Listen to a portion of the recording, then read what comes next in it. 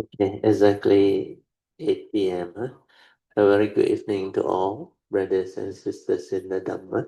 Today is Tuesday. As usual, we'll be having our Tuesday class, and the date is 22nd July 2025. So, as usual, we'll gather for physical puja. Let us compose our mind, develop the saddha, virya, and mindfully we shall commence the Puja chanting. Namo 本师释迦牟尼佛。Namo 本师释迦牟尼佛。Namo 本师释迦牟尼佛。Namo 观世音菩萨。Namo 观世音菩萨。Namo 观世音菩萨。Namo 阿弥陀佛。Namo 阿弥陀佛。南无阿弥陀佛，南无弥勒佛，南无弥勒佛，南无弥勒佛，南无药师佛，南无药师佛，南无药师佛，南无普贤菩萨，南无普贤菩萨，南无普贤菩萨，南无地藏王菩萨。南无地藏王菩萨，南无地藏王菩萨，南无佛菩萨，南无佛菩萨，南无佛菩萨。阿拉汉萨玛萨布多巴格瓦，布当巴嘎วัน当阿比瓦提米。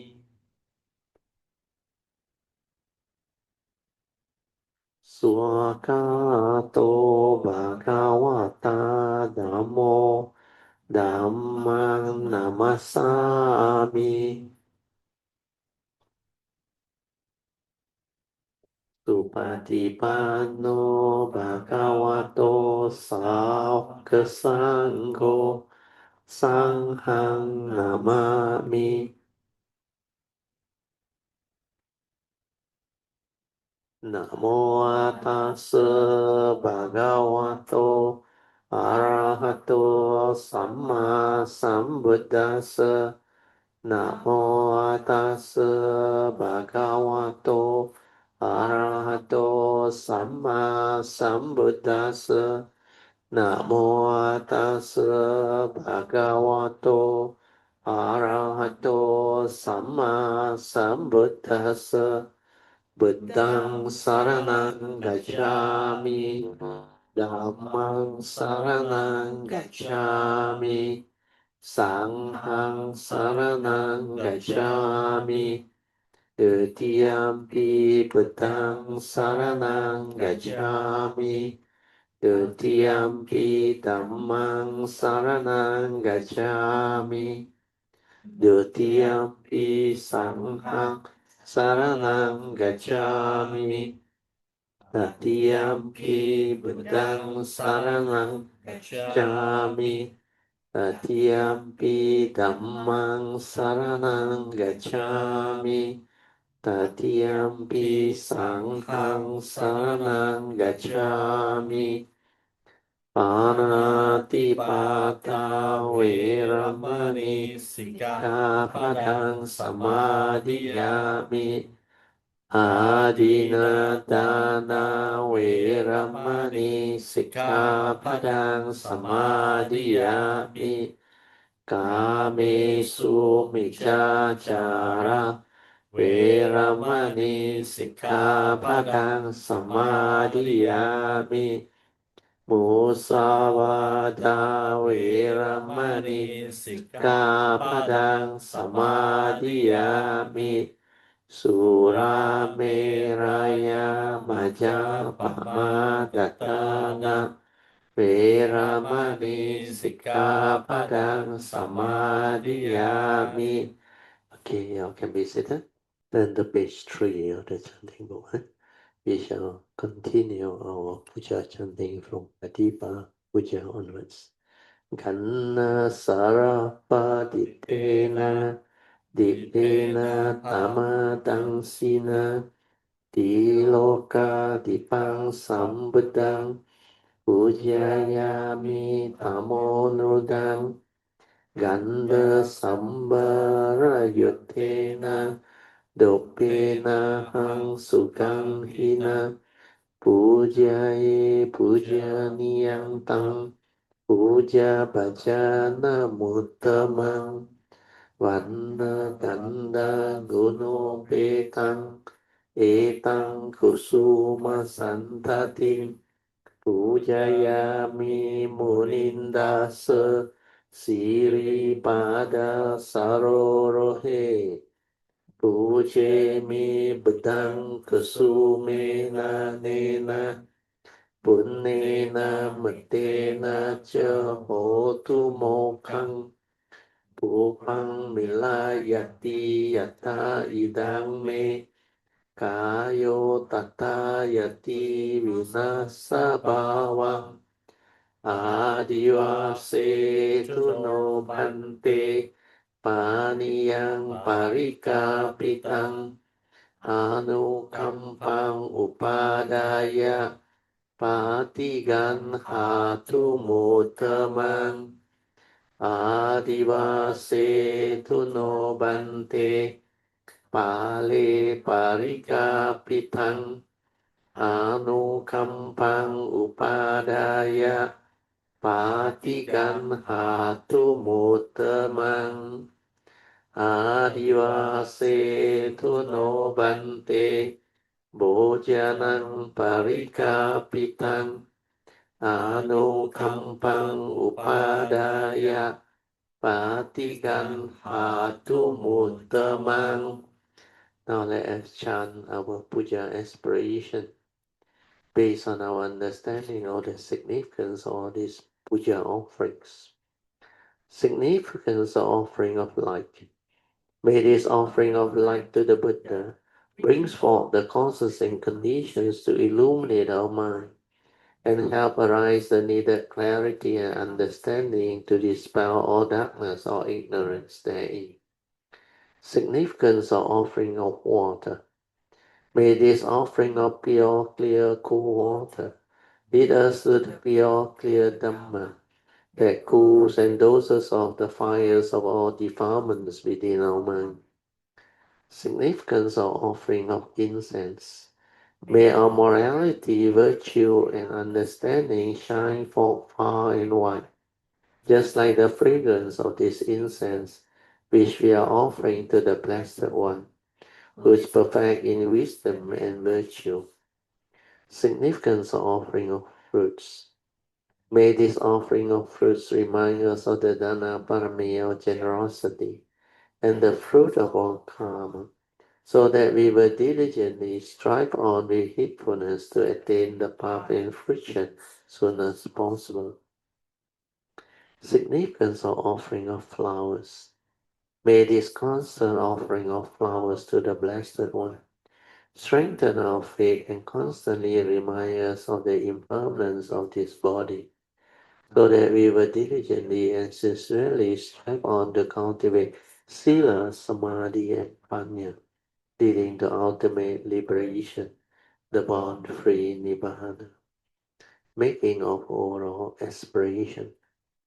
By the power of all these merits born of these offerings, may our spiritual faculty of Sada, Virya, Sati, Samadhi, and Panya be further strengthened until they become bars of power, sharing and transfer merits to all beings.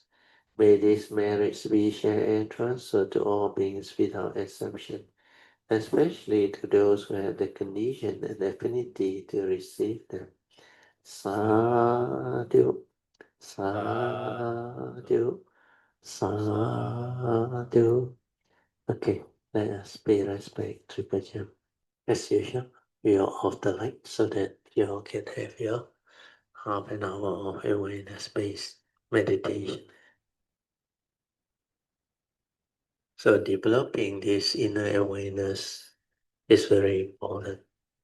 This is the beginning of mind training. Without the inner awareness, thereby stabilizing it, you cannot be mindful throughout the day, leading to heedfulness. That's why it's very important that we develop this awareness-based meditation. Okay, remember the four support, especially the first three. The first support of relaxation is most important.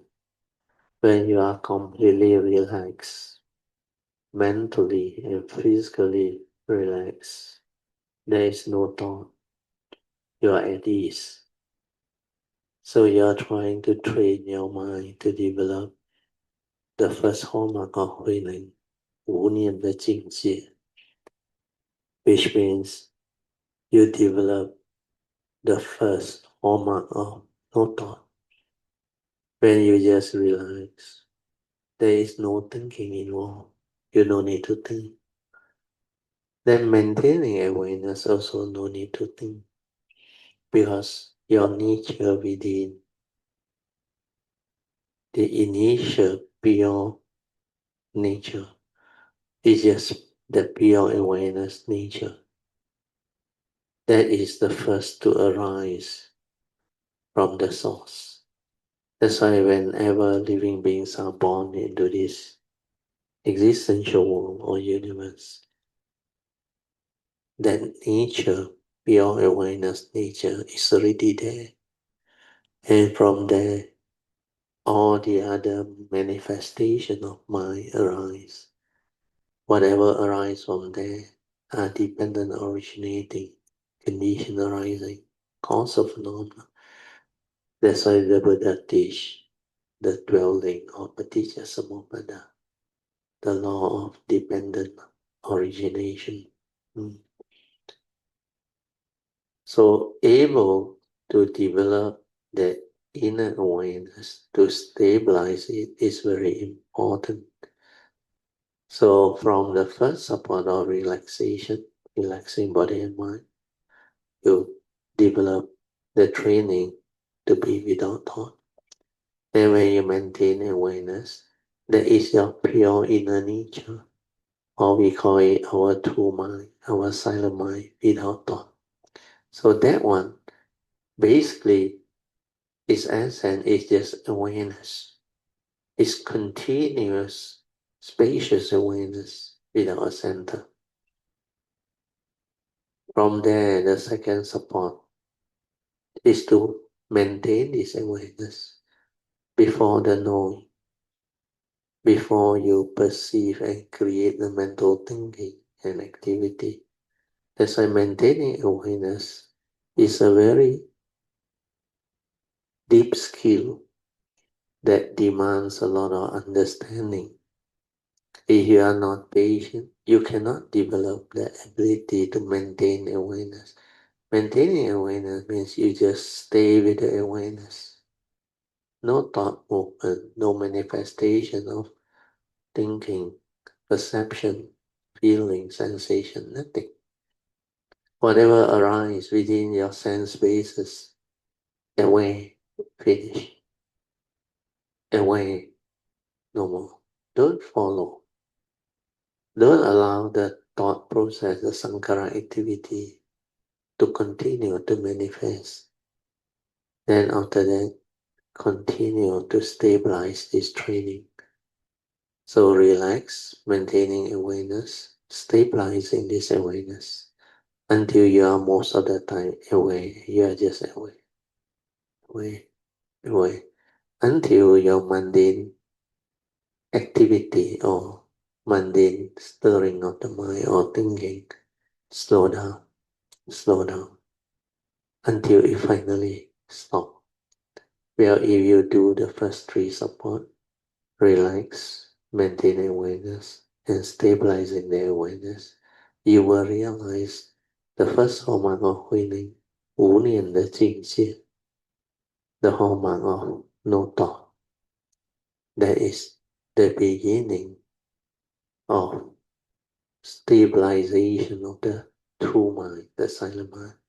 When you can do that, when you can detect that true mind, which is so different from the mundane thinking mind or condition arising mundane mind.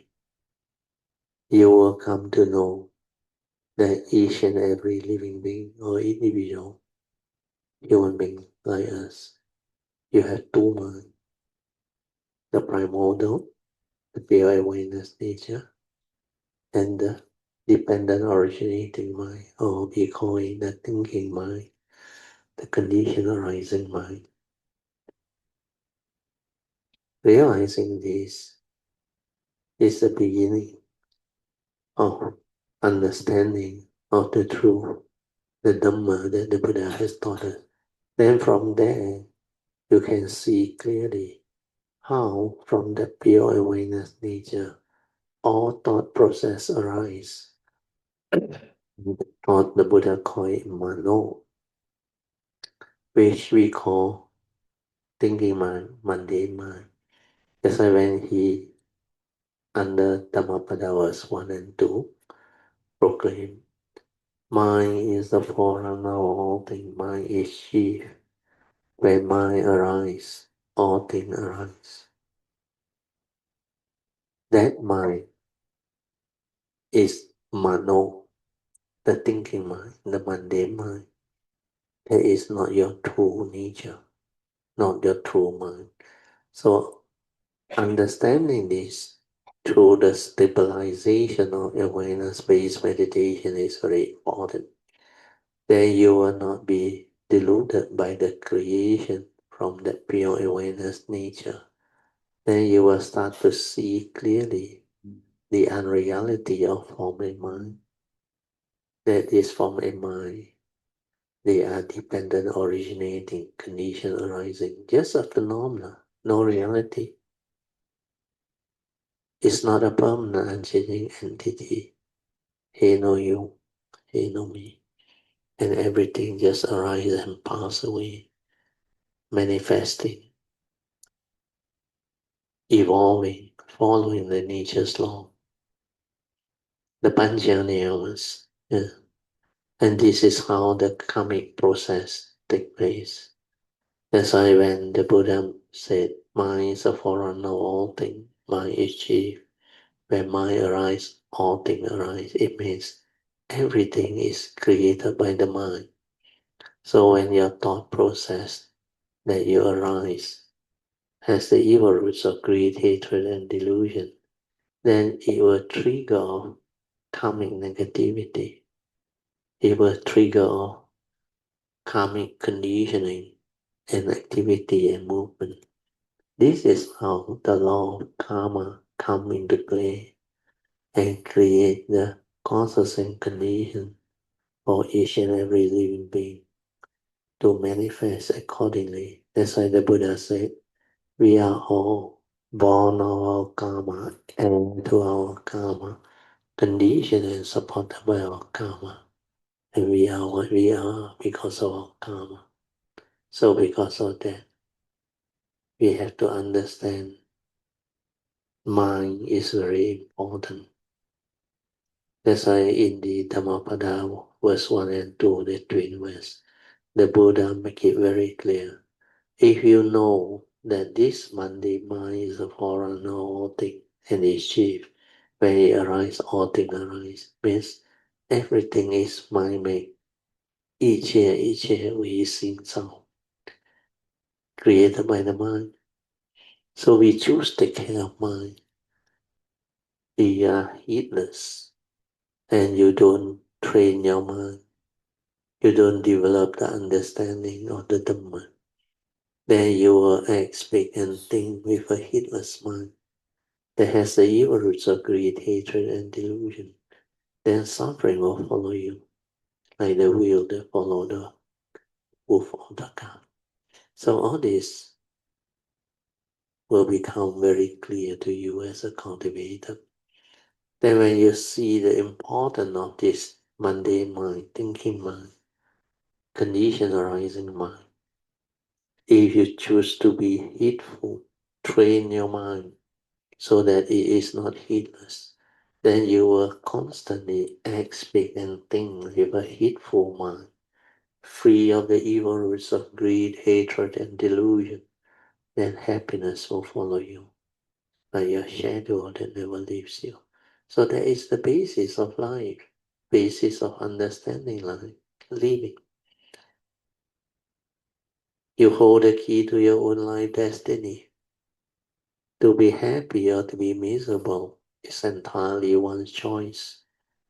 You choose to be heedless and go the heedless way, leading to suffering, then that is your choice. Otherwise, determined to be heedful, just like Dhammapada verse 22. The wise one will intend on heedfulness. Then they will rejoice in the rhyme of the Aryas.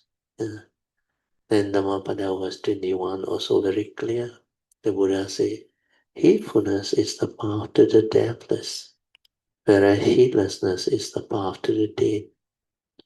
The heedful never die, whereas the heedless are as if dead. So all this understanding is very important. Very important. That's why you have to develop the clear understanding that you know what to do.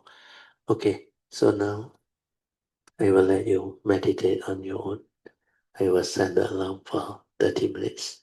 Then you can continue with your awareness-based meditation. You can slowly, mindfully come out of meditation. Try to maintain whatever inner peace, inner calmness, and inner awareness that you have developed for as long as you can. These are the meditative mind state that you need to sustain your daily mindfulness, to make you heedful, so that you can be in a state of sati or mindfulness in the midst of life throughout the day. Okay, now we turn to page 6 of the chanting book. We will do the invocation to the Devas. Invocation to the Devas. In this universe, in the entirety, let the deities or Devas come here. Let them hear the good teachings of the King of Sages, which is heaven and release, Nibbana. This is the time to listen to the teaching. This is the time to listen to the teaching. This is the time to listen to the teaching. Samanta Chiyakawalisu Atra Gachantu Devata Saddamang Munirajasa Sunantu Sakemokadang Dhamma Savanan Kalo Ayang Badanta Dhamma Savanan Kalo Ayang Badanta Dhamma Savanan Kalo Ayang Badanta Namo Tassa Bhagavato Arahato Samma Sambuddhassa Namo Tassa Bhagavato Arahato Samma Sambuddhassa Namo Tassa Bhagavato Arahato Samma Sambuddhassa Iti Piso Bhagava Arahang Samma Sambuddho Vijajarana Sampanno Sukhato Lokavidu Anotaro Purisa Dhammasarti Satta Deva Manusanam Buddho Bhagavati Swakato Bhagavata Dhammo Sanghiko Akaliko Ehipasiko Opanaiko ปัจจาตังเวทิตาโภวิโนหิติสุปฏิปันโนภะคะวะโตสาวกสังโฆยุปฏิปันโนภะคะวะโตสาวกสังโฆญาญาปฏิปันโนสาวกสังโฆสามีจิปฏิปันโนภะคะวะโตสาวกสังโฆยาดิดังจัตตาริปุริสายุคานิอัตตปุริสปุคาลาเอสาภะคะวะโตสาวกสังโฆอาหุเนโยปาหุเนโยกัมพิเนโยอัญจาลิการะเนโยอนุตรังปุญญังเกตังโลกาสังทีสาธุสาธุสาธุ Okay, you can be set up. Then we shall continue from where we stop. Okay, before we continue, I think I have an announcement to make. This coming Thursday, very likely we will start our new sharing where we have finished the book, Unique Dhamma Code, and we are going to start a new book, which is the Surangama Sutta. And we have just finalized the reference book to be used. The main text is quite thick. I think Pamasuri has helped to coordinate with Templiana, the place where you can get Master Senhua's translation and English translation and Dhamma books. It seems they have quite a number of copies, but we only need to donate back the basic 25 ringgit to allow them to reprint whatever that has been given out. So that one, I think we have decided to use our Kayama Meta Fund to book 40 books. But those who want, then you can actually privately message Masuri and he will reserve for you. Then you only pay for the 25 ringgit, which we will reimburse the Kayamita Fund. If there are not enough people, maybe book the 40 books. So Kayamita will bear the cost first. Then whatever, we wait for people who wanted that book. That book is an improved version. It's a new, I think 2017 version. And it's a combination between Shenhua side, the disciples, and the BTTS, or what they call the Buddhist Text Translation Society. They combine and co-chair the translation. So that book, I read through the introduction. It has improved a lot. Hopefully, with that, maybe it will help you all too. Well, for the first time I saw inside the introduction, they mentioned the two mind, and this time they describe it quite well. Of course, the true mind they didn't describe much, but the mundane mind, which they didn't call it the mundane mind, they call it the conditioned arising mind and all those things, and that one is quite accurate now. So with that, hopefully, I think the rest of the translation will also have the improvement. Whereas in the early day when I went through the Surangama Sutta translated text from the city of 10,000 Buddha, Shenhua site. They got a lot of chapters, a lot of books, I think 9 or 10 volumes. Then a lot of these are like not so concise, and the translation at that time was not that precise and concise. Then I prefer Charles Luk. Charles Luk one, I think that Charles Luk was not a monk. He was a upasaka, a lay person, but then preceptor. He is also the contemporary of Shenhua's lineage.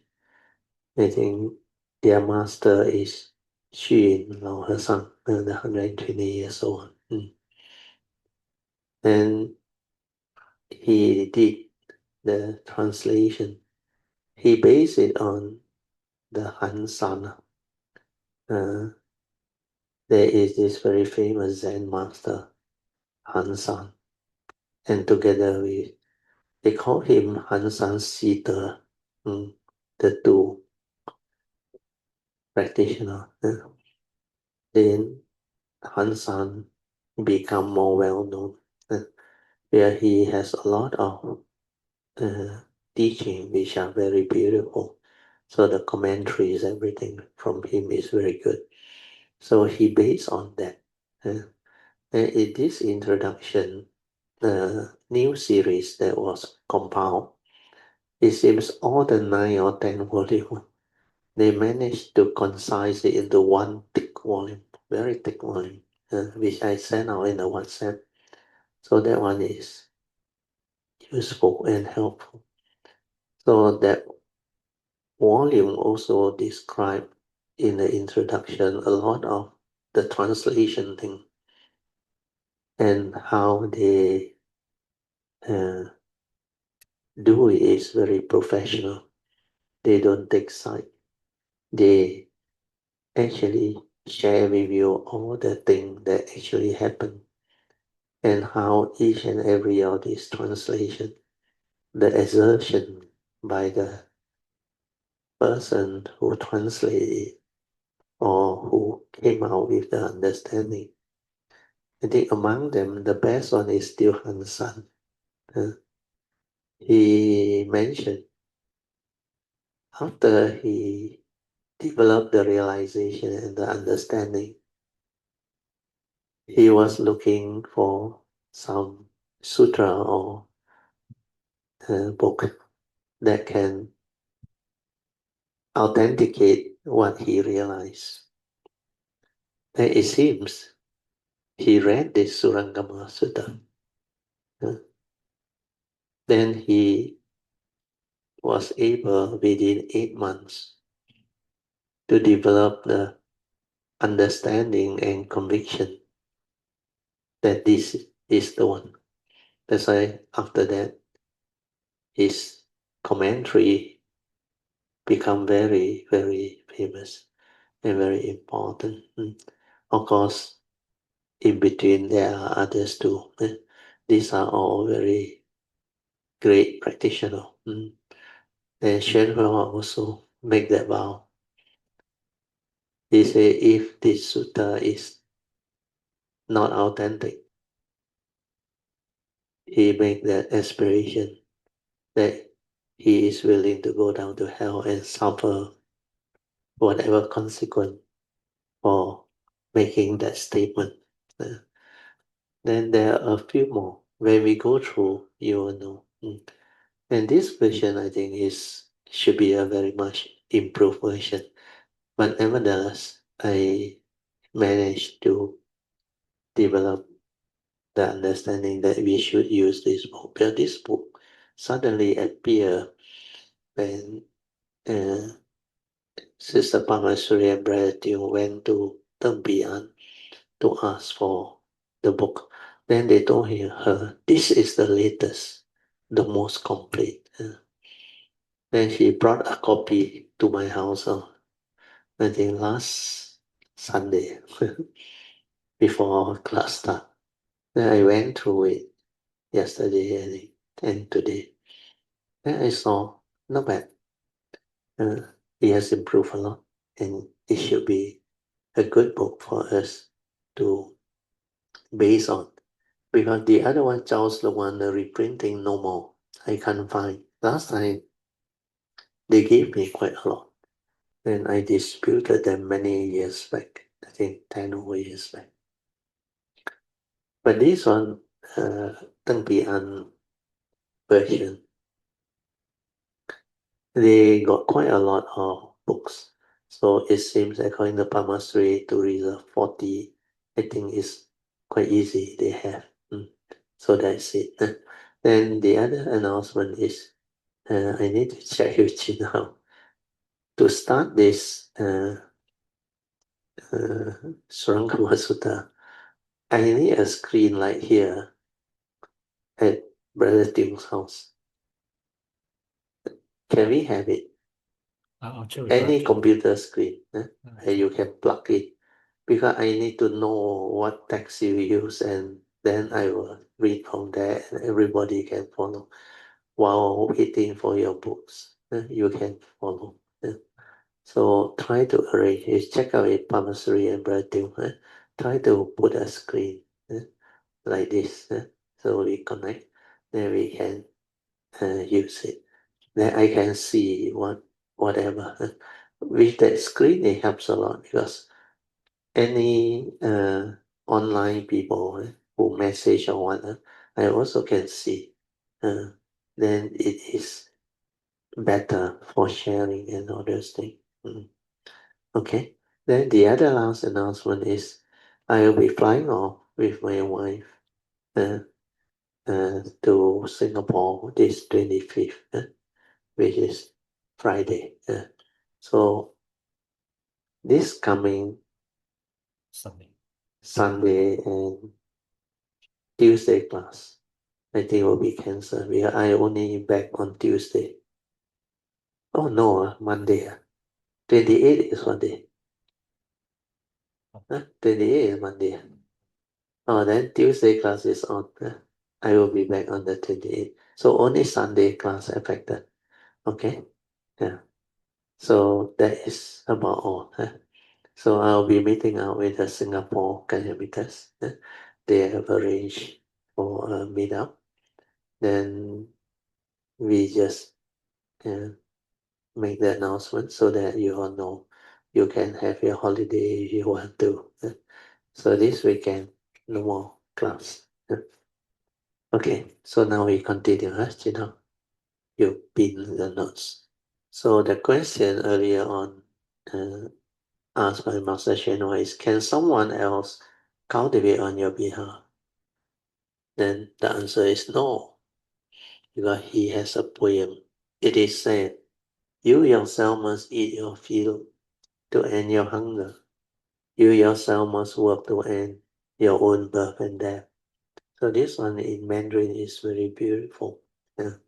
So what they are trying to tell you is, just like the Buddhist hymn, the Buddha can only show the way. You yourself must walk the path.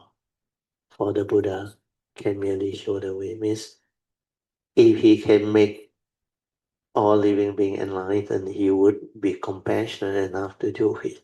But cultivation cannot be done that way.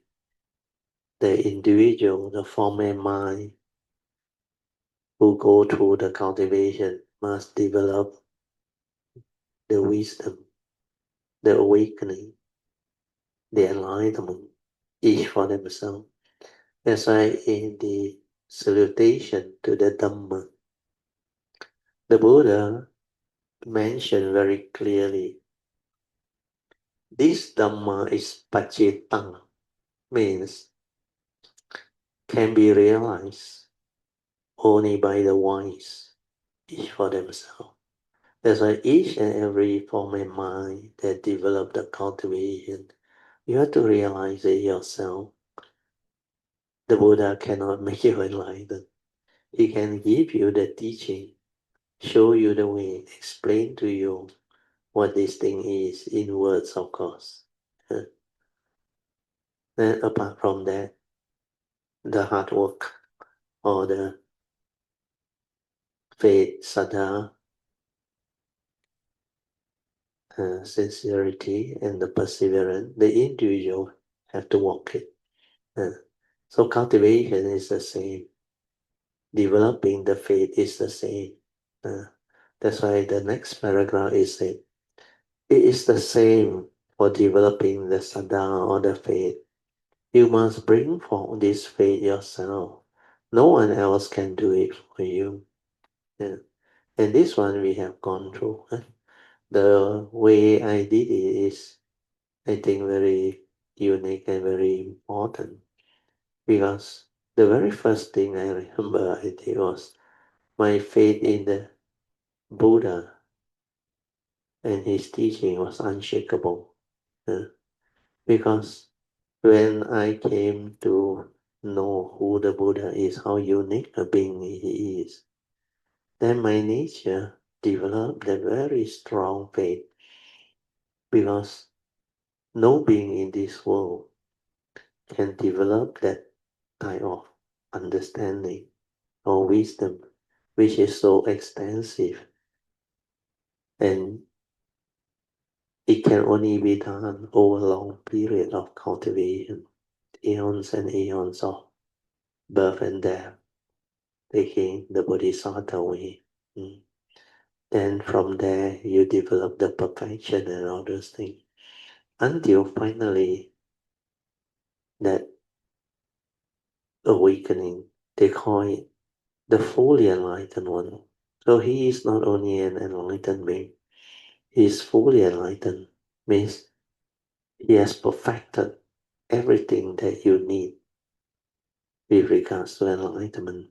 Means at any one time when the Sammasambuddha arrives, he is the wisest and most virtuous living being ever to arise, because the perfection of wisdom and virtue has been completed, fully completed. And to have such a being to be your teacher, to be your guide, you will have a lot of gratitude towards him, a lot of faith developed towards him. Then you will know. That's it. No need to search. Nobody in this universe can have that type of understanding, wisdom and perfection, unless he is the Sammasambuddha. That's why in the year 1971, when I received that first Buddhist book, What Buddhists Believe, written by our late Chief Reverend Kesari Dhammananda, when I saw the Four Noble Truths, my nature shined forth. Straight away inside, tell me, that's it. No need to search. This is the one. Because inside there, without anybody explaining to me, I know this Four Noble Truths really, really powerful. It can summarize to me all of life, both the mundane and supramundane. And it's like the totality of life, the secret of life. Even if I, that time, my nature, have realized enlightenment, I cannot possibly summarize all my understanding into just Four Noble Truths like that. Nobody can, unless he is the Sammasambuddha. That's why he did it so beautifully and so precisely, directly. And the whole of life, both mundane and supramundane, totality of it, explaining everything so clearly. That's why all his teaching, the Dhamma, the essential Dhamma, actually spin off from this Four Noble Truths. From there, all the teaching arise. So that is the uniqueness. So I developed that faith through that understanding, through understanding how unique a being the Buddha is. And he is not only enlightened, he is fully enlightened, perfect in wisdom and virtue. And because of that, his teaching can explain to you the whole of life, both mundane and supramundane. Means when you understand the Four Noble Truths, which is the essence of his teaching, it's like you have understood the secret of life. When you have understood the secret of life, it's equivalent to like you know how to live life. And that is the basis of enlightenment that he has realized. That's why that profound awakening unfold the whole secret. That's why when it comes to Surangama Sutta, its uniqueness is it can explain to you the beginning of living beings. How living beings, not only human beings, arise within this existential world, this universe, and how they evolve and how they continue to evolve and manifest. That's why this teaching is so beautiful, so unique. And in fact, for those who have developed the cultivation and gone through, they have very deep gratitude and faith in the Buddha and his teaching. That's why your faith developed through understanding how unique and special a being the Buddha is, and how unique a teaching that he has realized and shared with the world. And that is the basis of developing the faith. Then from there, you only need sincerity, perseverance to continue from the faith. And you will definitely realize the supreme vehicle realization to be a Sammasambuddha in the not too long future. And that is what faith and cultivation is. Then cultivation, you need the triple gem. You need affinity with triple gem. That's why taking refuge is very important. Then developing all the affinity with all the great beings, the Bodhisattvas, the Mahasattva, or the Sammasambuddha, and all the great cultivator of the way. These are all the what they call prerequisite for progress in that supreme vehicle cultivation. Then the other thing that we need to develop is the understanding of the Bodhisattva vow, the four basic vow, the miscellaneous vow, and all the what they call the important aspect of the 10 perfection, especially aditthana. That one is the making of, they call it adittan, means you make aspiration, or you vow, or you, there's another English word I forgot already. You develop the very strong faith and understanding, then you like make the wish, make the adittan for causes and conditions, for you to have the understanding to go this way.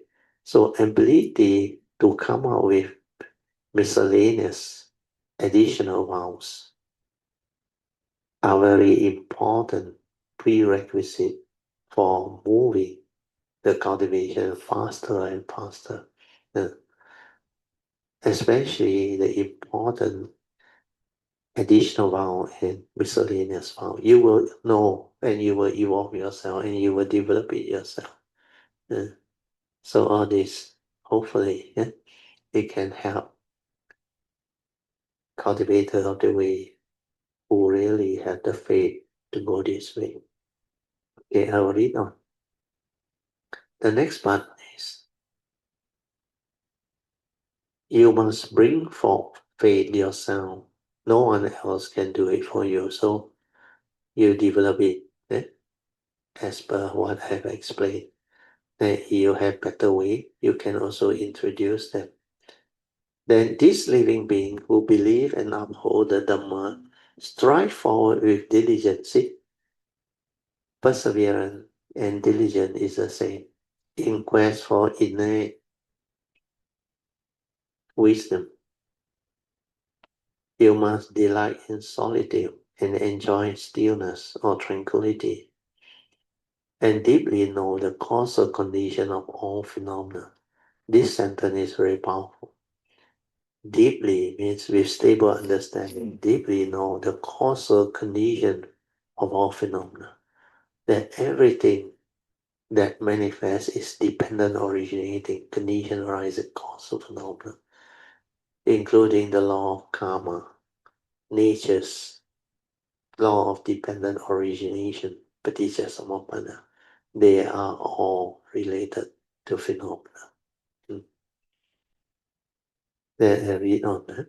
Innate wisdom is the kind of wisdom that arises spontaneously, not through memory, not through knowledge. How does it arise? It comes about because these people enjoy stillness,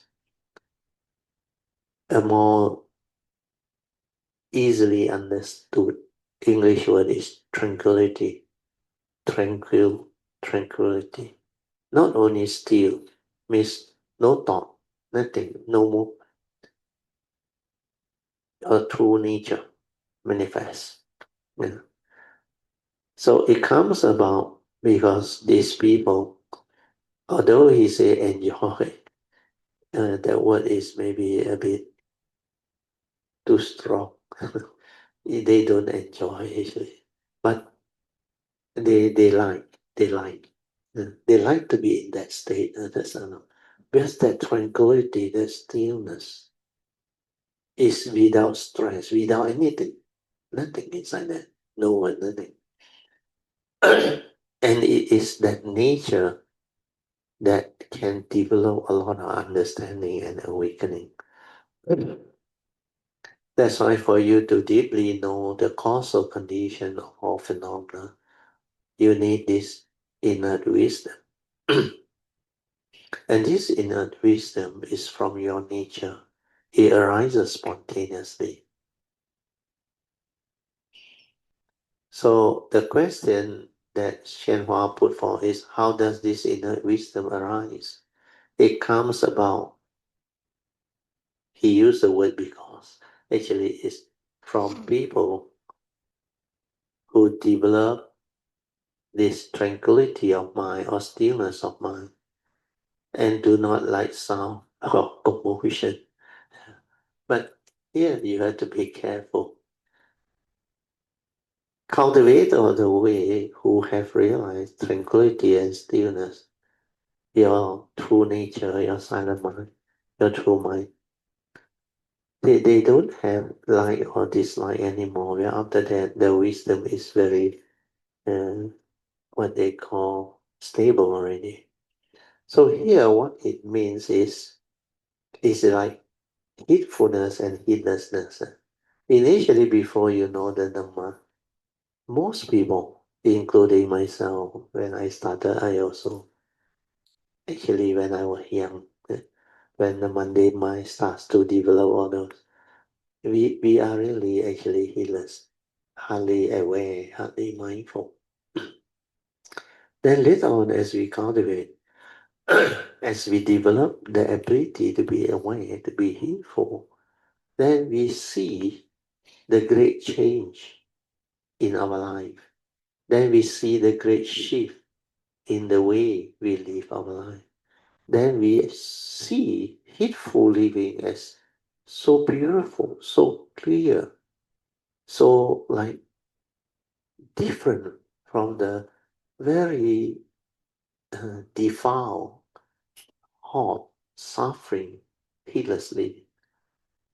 Then you cannot go back to that old way of living life yourself. You cannot even have a chance of falling back to the heedless way of living. Cannot really. Where you see it clearly, that is not the way to live life. That is suffering. That is misery. That is delusion, heedlessness. That's why the wise one will intend on heedfulness. That is the meaning. Means after you have realized the tranquility, the stillness, the true mind, you don't want to oscillate back to the heedless thinking mind anymore. That's why you will prefer or you will intend on heedfulness or intend on developing this inner wisdom through staying in the state of tranquility and stillness. Most of the time, with your true mind, your silent mind, that's why you are always aware, fully aware.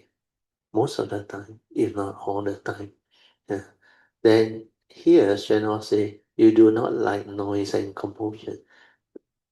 You will not have this dislike one. You can even be in the midst of activity, societies, commotion, and noise or whatever. It will not affect you.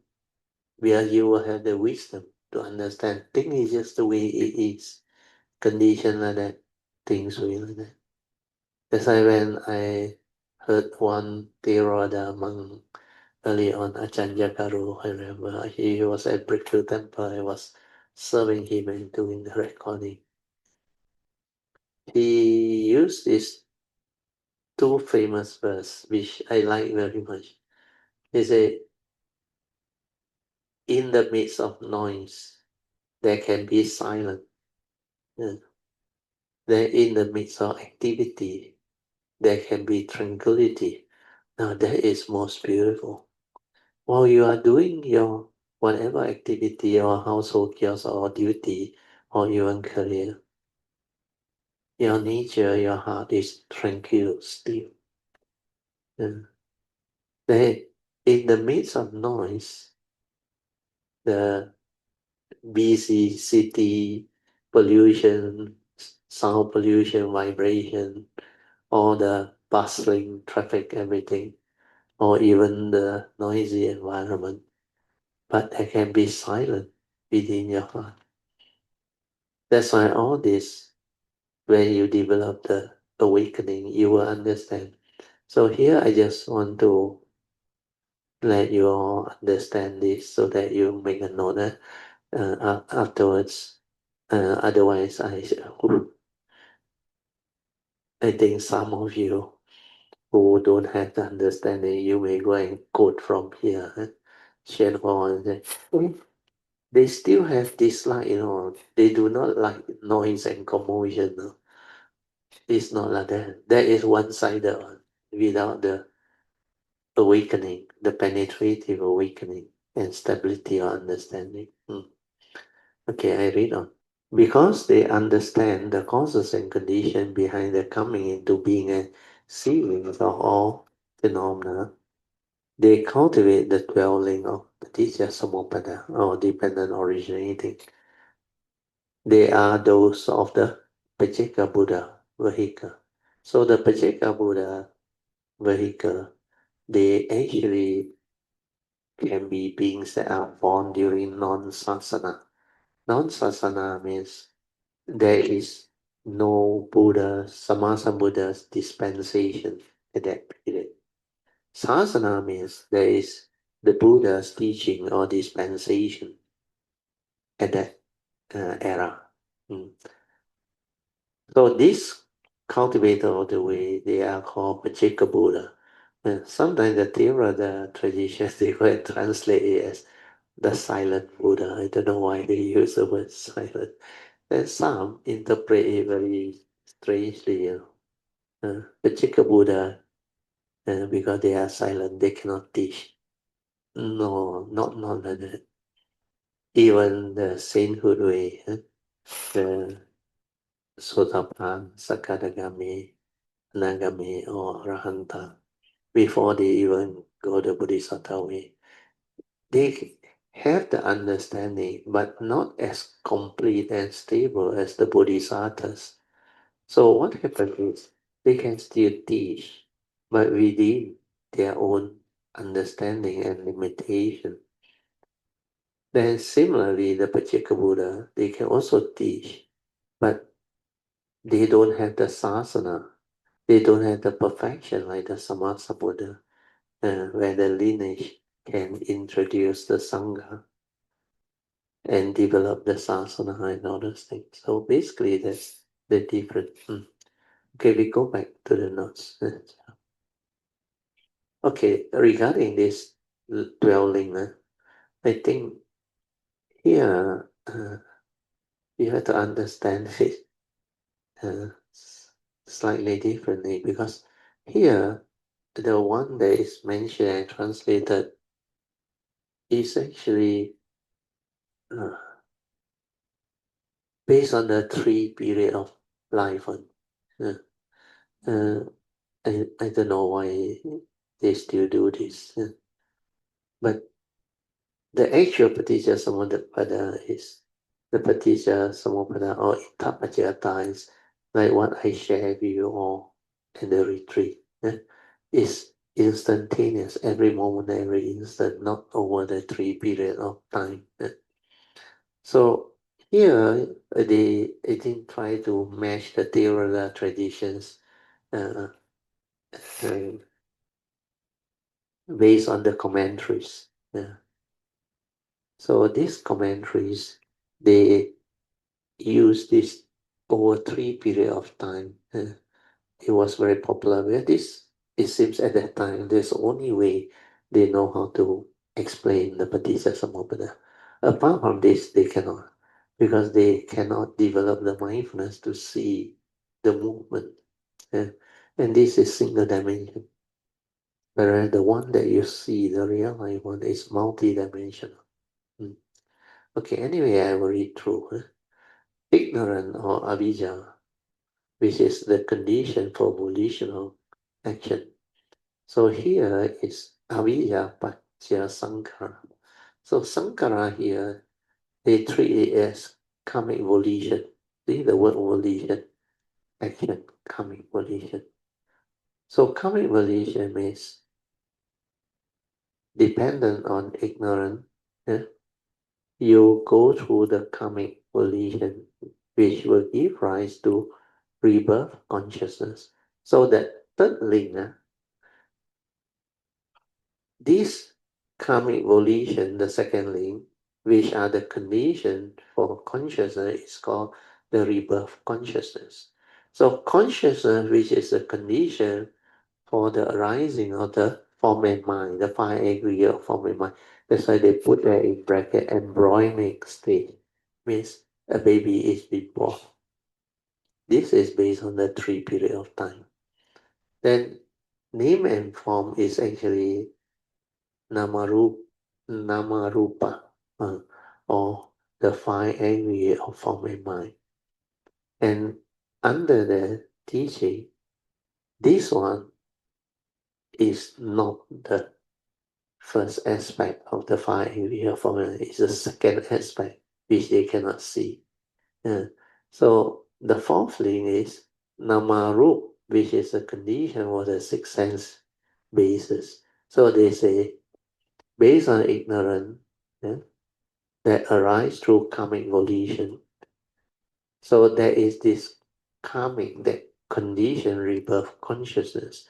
Then the rebirth consciousness give rise to the birth of a 5 aggregate of form and mind, means the first aspect of the 5 aggregate of form as a human being, for our case. Then because of that, is it they have the sixth sense basis, which is very convincing and very logic. But the real thing is different. The real one is, the Buddha say, every moment of living or going through life, the Paticca Samuppada move. Because of ignorance, you develop karmic volition. Not only karmic volition, you develop the thinking. Because ignorance means what? Not understanding wanting to know, wanting to understand or experience, you think, right? That's why you go to the brain. You go and think. So the brain is an organ. The moment you think, you make contact with the brain. You try to understand what this thing is. Then through your knowledge, memory, everything you perceive. Then your views, opinion, conditioning, and also habitual tendency, belief system, everything. All this create a concoction inside there. The reaction and the stirring of the mind. So all this is what Sankara is. So when you do that, it is like the physics experiment. Upon contact, consciousness come to be.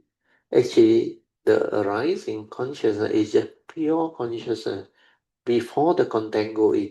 But because of your views, opinion, conditioning, belief system, and all the other, what they call, uh,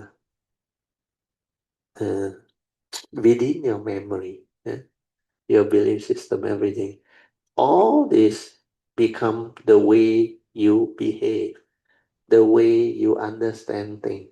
That's why you input that content. After you perceive, you react, you stir. So this content of consciousness that goes in, make that consciousness become a thought. A thought. So that five aggregate of form and mind is the second aspect. So that thought, because according to the Buddha, for that thought to arise, there must be sense basis. That's why dependent on this, there must be a salayatana, sense basis. Otherwise, it cannot arise. That is the correct one. Yeah. Then you will know, because of that, the next link is this so-called six sense basis will condition contact, where you have the sense basis like our form and mind. We have the sense basis. Then sense data, then upon contact, it triggers off the respective sense of consciousness. Then because of contact, there is feeling. It will condition feeling. Then feeling condition craving or grasping. Craving, then grasping, then becoming, then birth. Here birth is not the birth of a human being.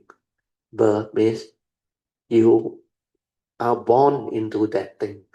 Like you have a lot of lust and other things. Because of that, you become that lustful thing. Then you develop the transgression. Maybe you become a rapist or a violent person with the lust. Do all those, they call negative karmic consequences. Then it will give birth to that. And from there arise a whole mass of suffering. This is what karma is. That's why the Paticca here is not accurate. Anyway, it's just for you all to make a note. Move up. Those who have thoroughly comprehended, according to宣化, the principle entailed in the 12 links are part of the vehicle of the Pacceka Buddha. They just mentioned like that. But they didn't even have the understanding to explain to you the actual Paticca Samuppada. They still based on the old format and all those things. Then they go to the sutta part. They are like the children who left the burning house in order to receive the deer cart.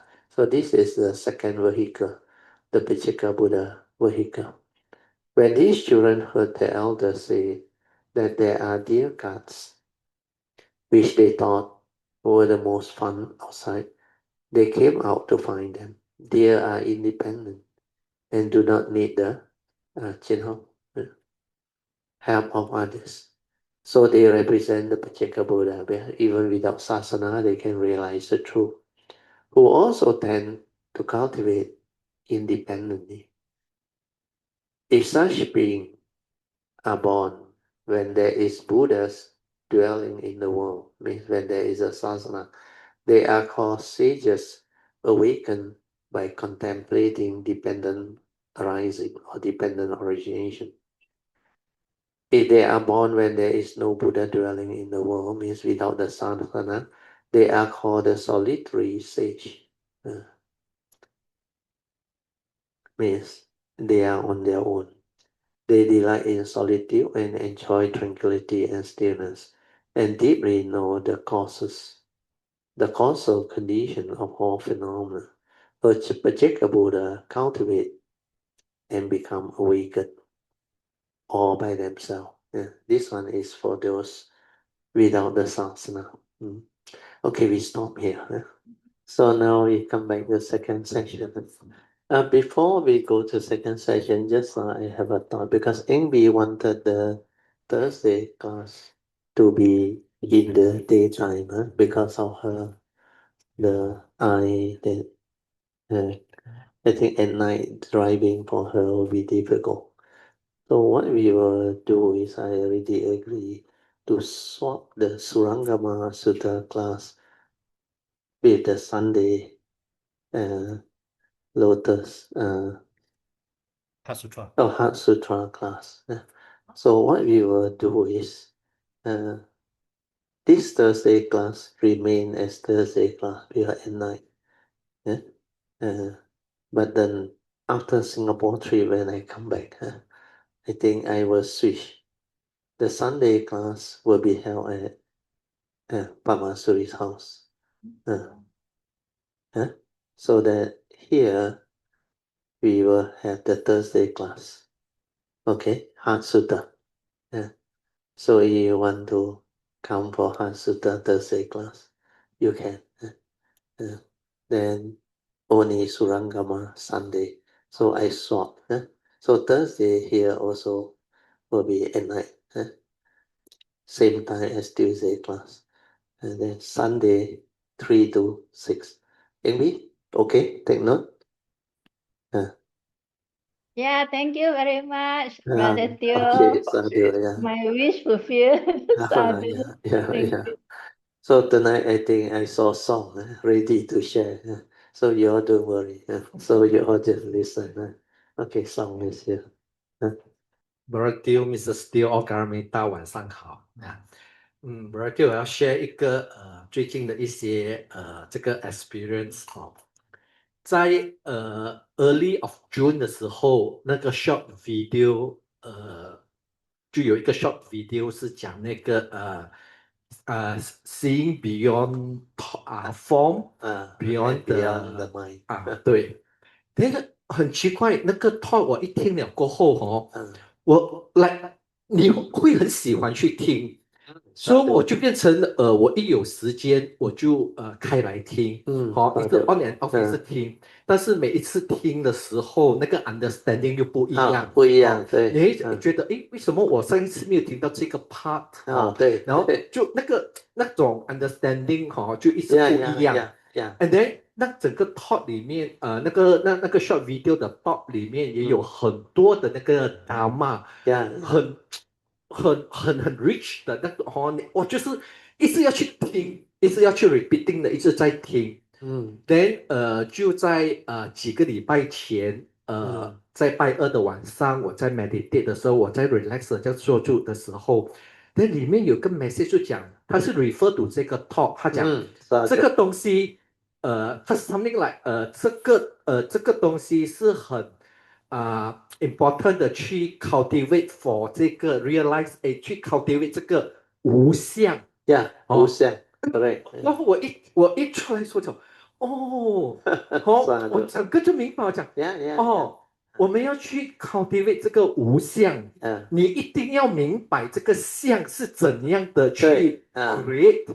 我才明白原来我每一次之前就一直很喜欢的，一直在听这个 talk， 因为 Brother 你在那个 talk 里面有讲怎样那个 form， 怎样的去arise， 怎样的去create 那个 form 我们so then 我就整个明白原来这个无相，你一定要去了解这个相是怎样的形成。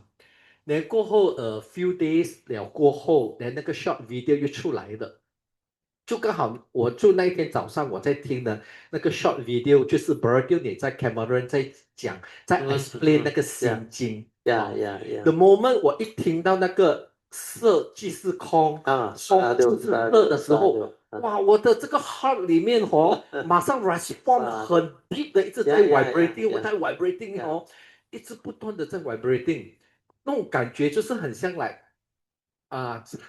怎样讲？哎呀，我就是它很像来 respond to 这个 sentence。A lot of joy， 发喜那种感觉就是好像明白了这一句这个色即是空，空即是色的这个句子。Berdil 有 explain 说这个在这个空里面怎样会形成那个form， 对，然后为什么那个 form 又会变成那个空性？对然后还有就是他们的 characteristics， 它是dependent origination。所以以前我在听的时候，那个 understanding 就没有这样强。对，把这一次听了以后，就很就觉得可以明白 Berdil 你所 share 的这些怎样的去形成那个 form。尤其我一直在 repeating 的听，然后最近我又在听的时候，感觉上整个是不一样的那种 understanding， 就是说你可以了解，我可以跟着 Berdil 你说你的 explanation step by step 的去看出那个 form，怎样从那个pure awareness 里面慢慢的怎样去 input 那个 content，然后它怎样的去 stir up，然后变成了那个second aspect 的那个 form and mind 的那整个的 understanding， 这就完全的就不一样。Because you see, Dhamma cultivation is like I explained in the early days, not what you think one. Because when you are not ready, you cannot receive one. No? It's just like I used to share. When I share, my sharing, like the retreat notes in the introduction, first page, is for cultivator of all level. Whatever level you are, you come, you listen, you will receive up to the level you understand. Means before you have that understanding, you can only receive up to that stage. After you cultivate already, you develop the necessary insight, awakening, and understanding, then you become slightly different. Then when you listen to the same sharing again, you will penetrate like what song come to know all this while.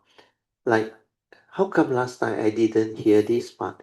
It's not to say you didn't hear this part, you are not ready to receive that truth. Because when it was spoken, it's for all level, up to the top. When you have not penetrated that part, you can never understand the part that is beyond it. It's just like the analogy I give to you, the Dhamma door. You open the first Dhamma door, then you can only see whatever Dhamma that is inside the door. Beyond that door, the next door, you cannot see.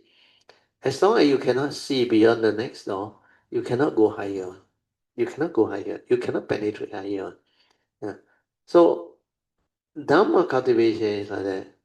You need to have the understanding and you need to patiently and sincerely develop the perseverance to continue to cultivate.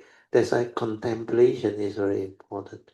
Contemplate until very, very clear, until the understanding stabilizes.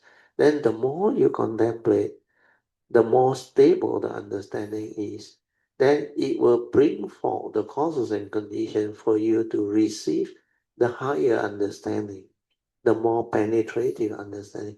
That's why this will continue to be the case until your cultivation or your understanding reach the level or higher than the person who spoke that Dhamma. Understand? That's why when it comes to cultivation, if you have the understanding, you listen, you will know whether that person sharing the Dhamma has higher understanding and wisdom than you or not. Because what they have shared and expound to you is something that you have never heard before, which is like beyond one, way beyond one. And you will know it. Even myself, in the early day, when I met some of my kind, if I need to receive certain understanding or truth from that particular guide or teacher, sometimes they may not be Buddhist and other things, but the way they share through their understanding, my nature will know one. This one I haven't heard before. Yeah. But the moment they share, I not only understand and penetrate, but I will use my Dhamma understanding to penetrate more deeply. And from there, it will move my understanding further. That everyone is different. Then we will learn from all these so-called guide or teacher or whatever it is. But these are not the typical, like the typical Buddhist tradition type of teaching that is of the supreme vehicle that is very penetrating. Most of these are like my last guide. He showed me the gateway. I only need to know the gateway. And when he actually showed me through the hand next to my heart about 2 inches away, when he activated it, I straight away knew what the thing is. Then I can feel my yin and yang energy from external, how it melt inside and how it developed the internal movement. That one, I don't need him to teach me because I only need to know where it is. And the moment where he has this pure energy, what I should say, the pure energy in him, where he is from another world system that has that. So when he activated, means he just showed it to me where. Then the whole movement, my nature move already. Why? Because I developed the wisdom first through the Buddhist tradition, the mindfulness, the awareness. Then I was able to relax, maintain awareness, and 24 hours the third support. I did the first 3 already. Yeah. Although he used different words. For me, it's daily mindfulness until very stable. I also know it's important to relax so that there is no thought. Then maintaining awareness need a lot of understanding so that whatever arises, aware, finish. Then let it stabilize. Then I was able to be aware throughout the day through daily mindfulness, the 4 foundation of mindfulness, Kayanapasana. Then after that, the wisdom, the understanding arise. Then my nature actually at that time, 1989, I don't need anybody to teach me the Dhamma anymore. My nature already had the Dhamma. But then this last guy very funny. 6, 7 times the condition keep on arising. It's like hinting to me that I don't know who he is. I have to meet him. That's why during the 6th time, I make the decision. I say I don't know who this person is, but I know I have to meet him.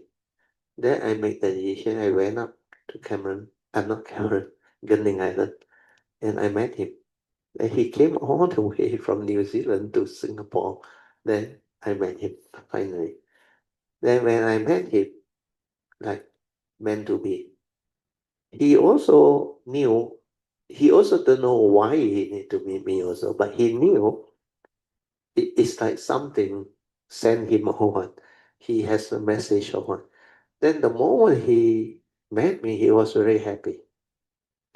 He was full of joy and he quickly held my hand on. Both his hand on, he held my hand. Then he just told me one very simple message.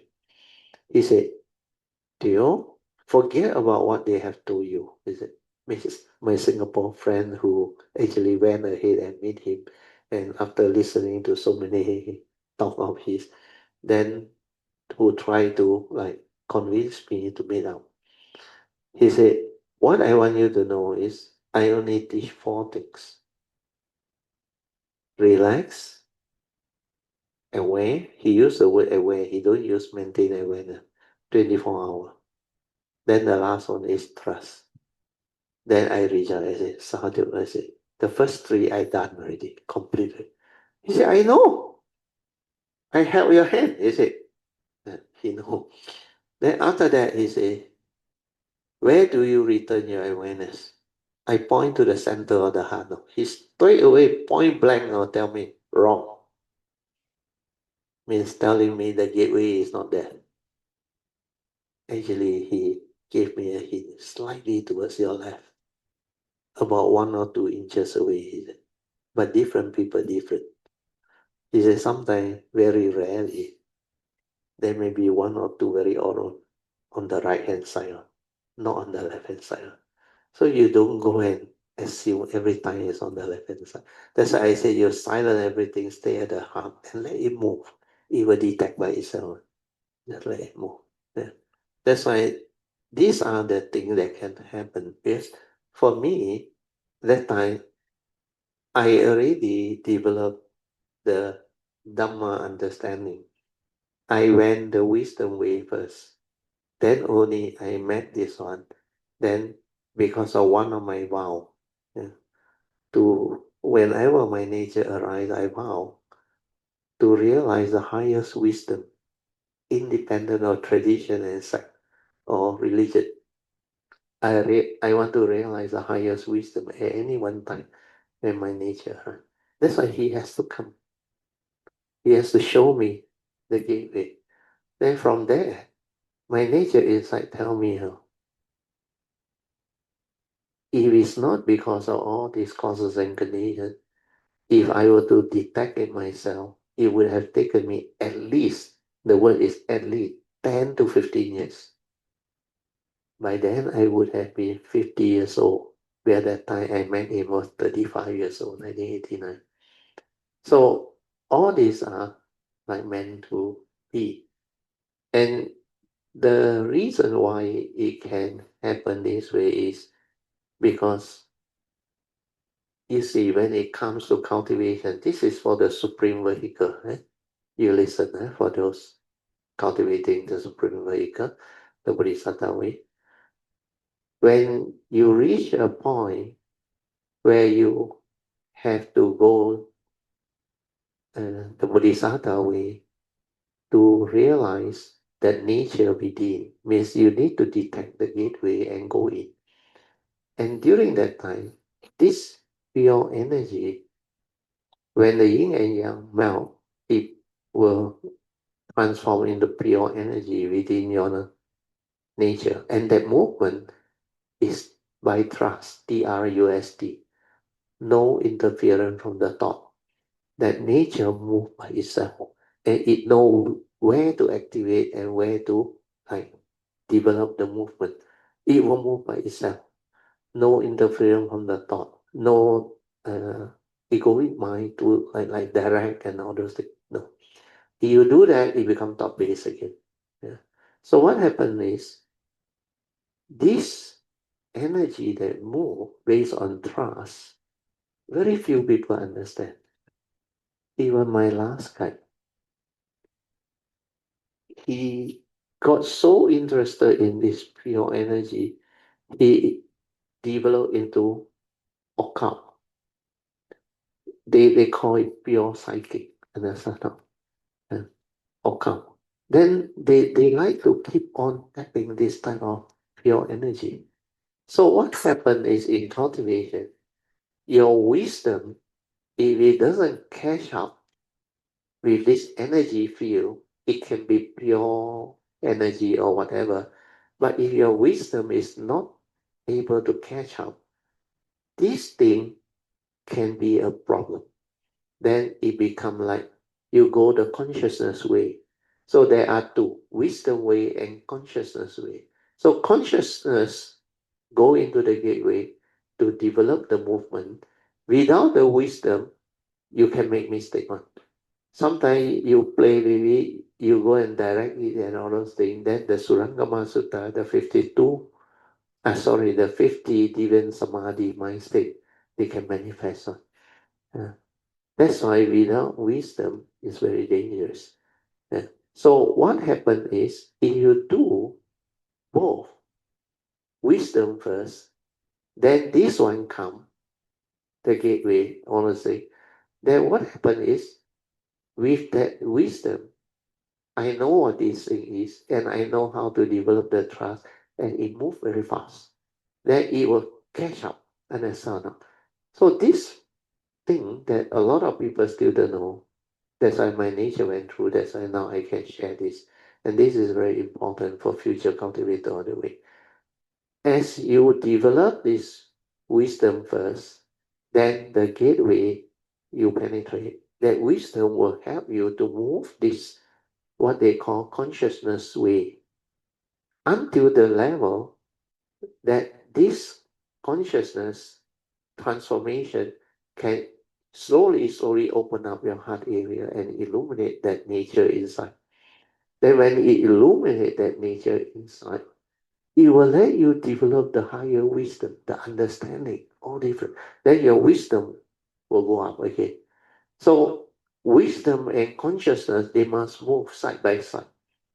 You cannot go consciousness and neglect the wisdom. Then you can debate and get into trouble. But if you try to do only wisdom, like what the normal provisional teaching, or what we call the sainthood way, then you don't do the other one. You also get stuck on. Your wisdom is also limited on up to that level. That's why the Bodhisattva way, you have to do both together. Do the wisdom first. Then you will not debate and you will not be deceived. Then after that, when the consciousness way come in, when you detect the gateway, then when you are able to develop the cultivation until the third phase of Bodhi mind development, Bodhi mind that illuminates that nature, that phase is very important. That phase you have to develop it.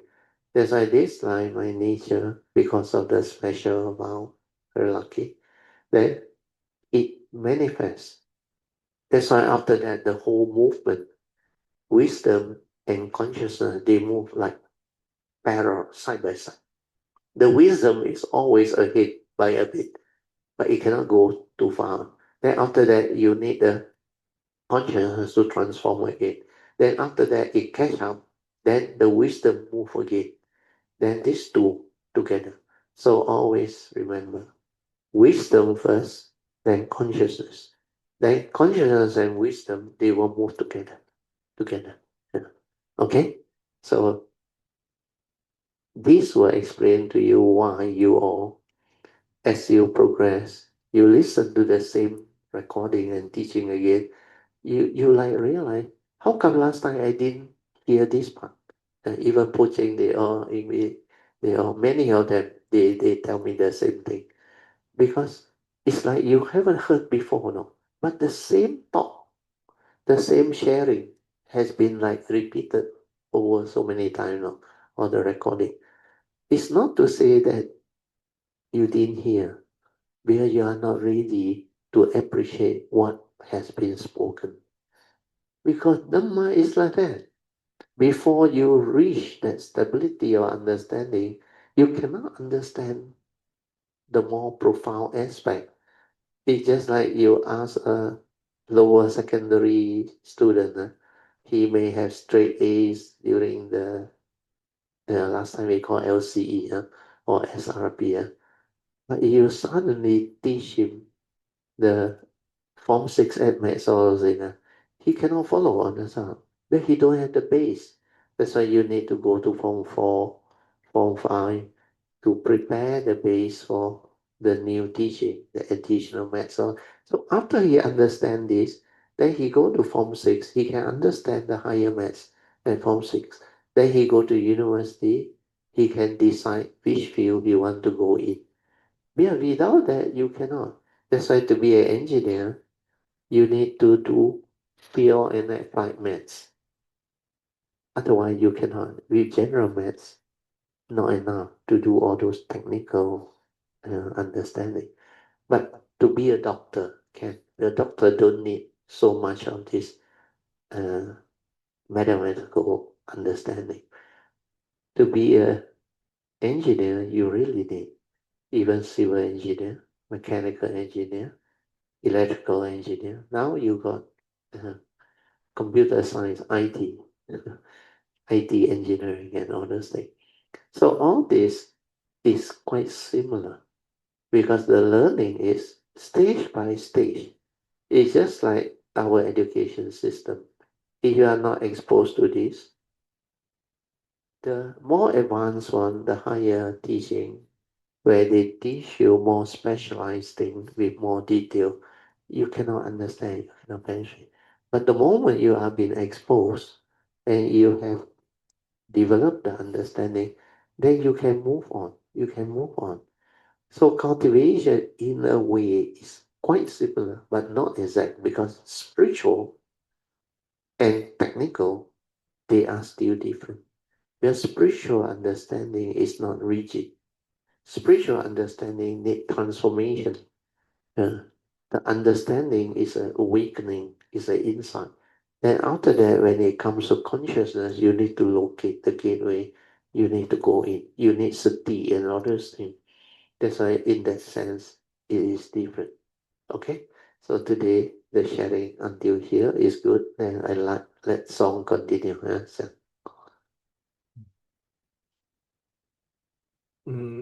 Bertie 你在那个 talk 里面这个 part，我最近很喜欢去 contemplate，就是说你在那个 talk 里面你是想Buddha 用那个 block cards 的这个 example 来让他的 disciple 去了解这个 form 怎样的去形成，对，他 example 就是一个 block card，他 example 的时候就是只是个 different part 罢了，because it does not arise already, because that block card is a concept, it's an idea that is being created. Then once you do it and it can perform that function, then you give it a name, you call it a block card. So exists already, arise already, but there are causes and conditions for them to arise. Means all these parts, they must come together. And all these parts, you need skilled worker, you need the raw material, all these are the causes and conditions for them to manifest. Then you need a skilled worker to assemble them, then to put in all the wheel, everything in the cart, and then they become a block cart. Means something that is useful can perform a function and you give it a name and a concept. That's why it arises, exists. How does it arise? It's dependent originating. Condition arise. Without all these causes and conditions, it's not there, like this table. If I ask you, is it real? Of course you look at it solid. But I say, not what you think. Yeah, this is also dependent originating, a phenomenon. Without all these causes and conditions, it can never arise. Then when you understand that everything needs causes and conditions for it to arise, then you understand what the Buddha meant. Whatever arises, the Buddha said, there are causes and conditions behind. Without all these causes and conditions, it can never manifest. Why? Because our world is a condition arising world. It's an existential world, understand? Within this existential world, everything is dependent originating, condition arising, cause of phenomenon. That's why that teaching, Paticca Samuppada, is very powerful. So when you understand that they are all dependent originating, means no reality. It's not a permanent unchanging entity. It depends on causes and conditions. Without causes and conditions, nothing exists within the conditioned world. Then when it becomes that thing already blocked, you perceive it through what? Mental images, understand? Externally already not so real, dependent originating. Then how do you know it's a table or a block? Through your mental perception. You perceive it through an image up here in your brain. Externally already dependent originating, not so real. Then how do you come to perceive it and know about it? Through an image. It's just an image up here in your brain. It's even more unreal, isn't it? Then why do you deludedly grasp at it, cling on to it, and want to own it, possess it, and fight over it, and quarrel over it? Understand or not? That is delusion. Because externally already dependent originating, not so real, not what you think. Then how do you come to know about it? It's just an image, even more unreal. Then why do you grasp at it, cling on to it, and fight over it, and become miserable over it? That's why when you see all this, then you see the unreality of form. Form is not what you think. They are all dependent originating through perception. That's why this is wrong perception. This is the mundane mind. This is not your true mind. Understand or not? In the Surangama Sutta, you will go through all this and you will learn all this. Because these are all mental. Understand or not? That's why mind is the forerunner of all things. Mind is chill. And mind arise, all things arise. Everything like real already. You remember the vision? Once you open your eye, like in this house, straight away the seeing consciousness creates so much thing. That's why you are the greatest magician. Understand or not? Greatest illusionist. You create illusion. Everything like real already. You see the frame, the whiteboard, my microphone, not what I used to say the wrong word is that microscope. I think it's microscope. So this time correct. Microscope. Then whatever the fan, the aircon, everything, whatever my voice you can perceive, like real already exists already. That's not the floor, everything. But the moment you close your eye, what happens? Huh? All these things that you perceive and see, God. Of course, they are memory. Your memory may still hold them, but is it real? No more. Dependent originating. The moment you arise, open your eye, causes and condition there, you are not blind, then all this like real exists already. Close your eye, like magic, all gone. So who created all this? Through your perception, through your senses. That's why I say the phenomenal world of consciousness, the four circle formation, remember? From the form and mind, you project into the existential world. The phenomenal world of form and consciousness become real already. And it entices you. Understand? It lures you and it creates so much delusion in living beings. And they fight over it. Everything that is created within our civilization, even planet Earth, everything like so real. Technology, money, everything.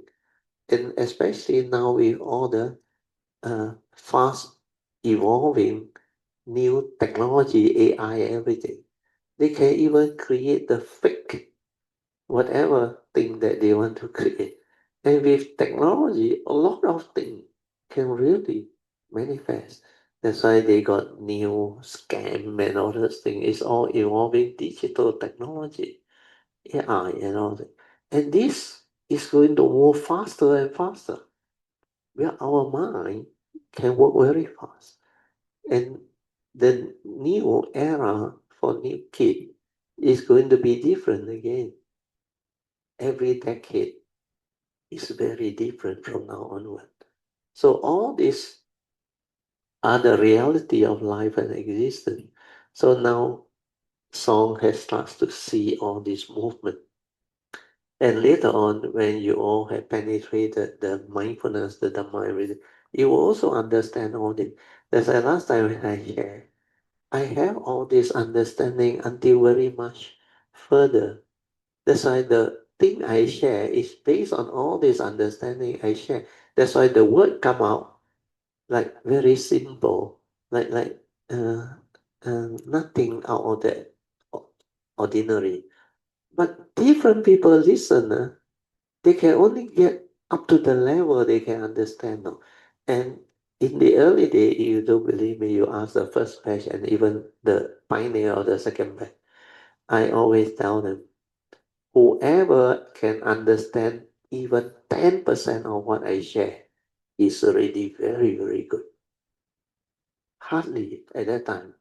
That's why I have to reverse my sharing back to the essential Dhamma of the Buddha. At first, I thought they need the Dhamma, the teaching. Then when I start to share the 5 all those things, the Four Noble Truths, I realize most of them cannot follow. Cannot follow at that time. That's why, but over the years, it has been 20 years plus a bit already. Now, more and more people can develop the understanding because the consciousness has evolved. The Kayanamita consciousness has evolved and moved. Actually, the last few years moved very fast. Especially after the year 2015, I remember, when the Bodhisattva way start. So the Bodhisattva way actually 10 years already. Coming to the 10th anniversary and beyond already. So all this is like meant to be. So very good. So continue 还有一点。Brother，你刚才在讲这个 broadcast，你在 explain 这个因缘和然后怎样的形成这个 second aspect 的时候，对，里面很多的 understanding，对，很多的 Dharma，对，我以前我听，我很像只听他的，对。Brother 刚才你在 explain 的时候，哇，你的每一个 part 都是一个 Dharma，都是一个 understanding，让它去 arise。这个因缘如果它不具足的时候，它就不能够形成。对。但是这个因缘要具足的时候，它需要很多的那个就是它后面的助缘来让它形成。对 ，the causes and condition， 好像刚才那个鲜花那边讲的 ，you must know the causal conditioning behind every phenomenon, very deep penetrating under. Without that, you cannot understand.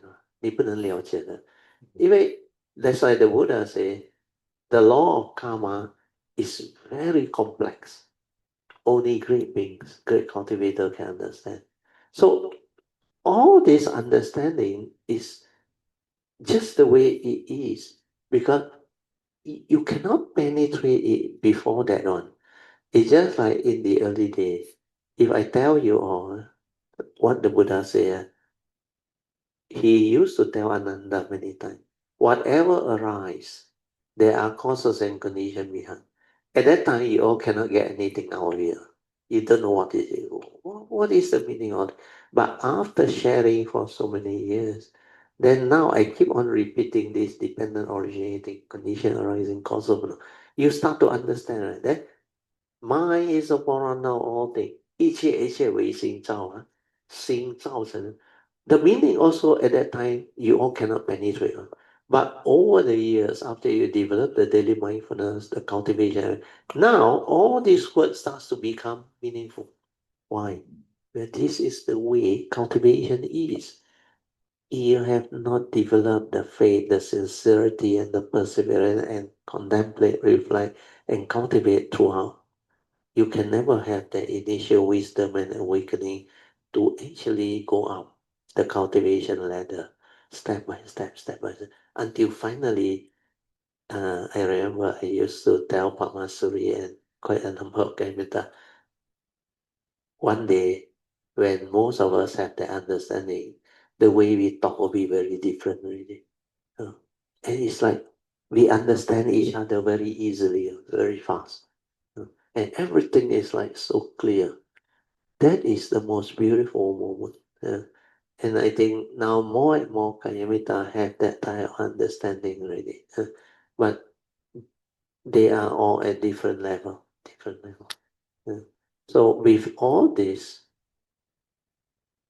in years to come, maybe before 2030, a lot of you all will transform and develop all the understanding and I should say progress. That is actually, I should say, not easy for normal cultivator.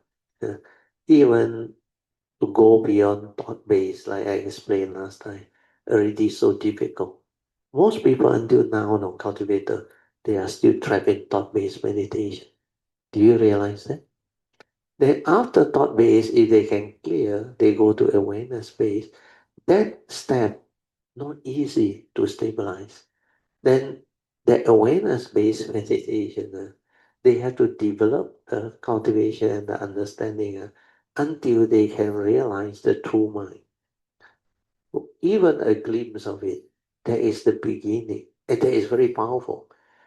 At that stage, they can only develop the wisdom or understanding to come to know that they have two minds. One is the true mind, 无念的境界. Then later on, they have to develop a lot of cultivation further until they maybe can reach what song is going through now, the Wu Xiang. That Xiang also mind make, understand? Without mind, there is no mark. All mark come from the mundane mind. The mundane mind's activity and clinging and grasping. Whatever the mundane mind hold on to is a mark. That's why 无相的境界 is not easy. The state of realizing no mark. And the three profound no mark is no mark of a self cultivating as a being. Not only no mark of a self doing thing and other thing, the anatta nature.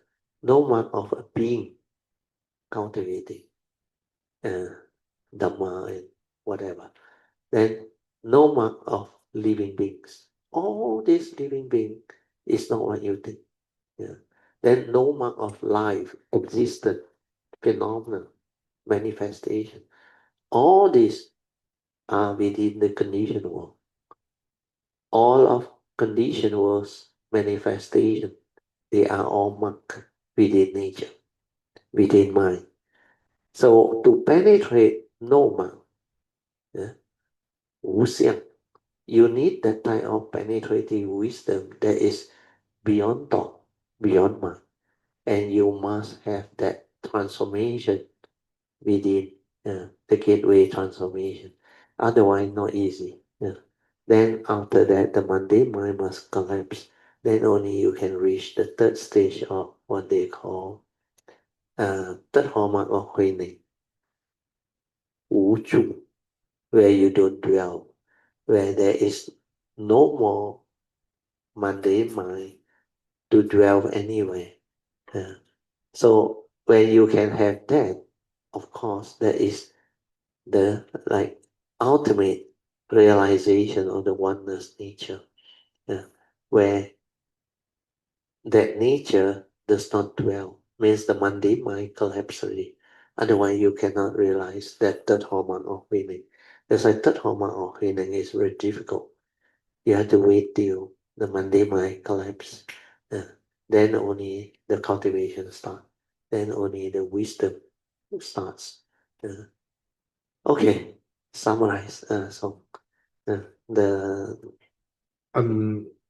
这个Roger 这个 talk 在讲这个understand 这个form 形 form 是一个很重要的一个 understanding 在这个佛法里面，因为我们都是在讲在佛法里面我们在讲我们要怎样的去看破这个身心这个 form 身心所以如果我们不能够了解这个 form 它是怎样的 create 对是怎样的 dependent origination 的话，如果我们不知道它怎样的升起，我们就不能够知道，我们就不能够的去看破它，对不能够去把它放下对灭看破它。啊，如果我们不能够看破的话，我们就是会迷在里面对，lost inside 对 it。对 Then line after line，我们就 travel 了，对就在这个 samsara 然后就是这个生死的，就是一直不断的在轮对转对轮啊，回，在轮回，所以要从这个生死的轮回里面解脱出来的第一个步骤，就是要先把这个 form 先看破它，先了解它，对了解它怎样的去形成，对然后我们才能够去看破它，然后我们才能够从里面走出来。对，sadhu，very good. Okay, let us rejoice. Sadhu, sadhu, sadhu. So I will repeat this one more time. You see, last time I tried to summarize for you how to see form, the unreality of form. Then only you can see beyond form. Remember? Then the second part is how to see mind, the unreality of mind. Then only can you see beyond mind. Then only form and mind got no power over you. That's why the phenomenal world of consciousness and form will have no power over you. That it cannot deceive you. So learn to see form means there are two types of seeing. Actually, three under Mahayana. The mundane perception. That is mundane seeing. Then the direct seeing through your cultivation. That is the supramundane. That is the they call it the direct seeing or awakening seeing.